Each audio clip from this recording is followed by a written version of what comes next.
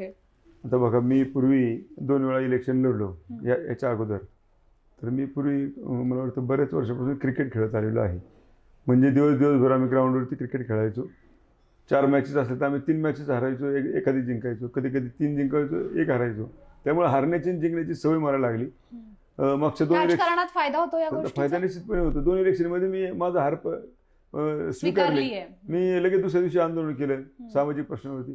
म्हणजे मला सवय लागली की बाबा हार जीत काही नाहीये, आपलं उद्दिष्ट महत्वाचं आहे. प्रवास चालू राहिला त्यामुळे पाहिजे. खेळाचा जो भाग आहे त्याचं माझ्या जीवनामध्ये अनन्यसाधारण महत्व आहे. कारण मी जर आता मी खेळाडू नसतो तर माझ्या पराभवानंतर मी खचून गेलो असतो, किंवा मी बरोबर. राजकारण सोडून दिलं असतं, किंवा थोडं भावनिक होऊन कदाचित समजा काही प्रॉब्लेम झाले असते. परंतु खेळ असल्यामुळे मी स्ट्रॉंगली दुसऱ्या दिवशीपासून परत खेळायला सुरुवात केली. म्हणजे राजकारण असो किंवा सोशल वर्क असो.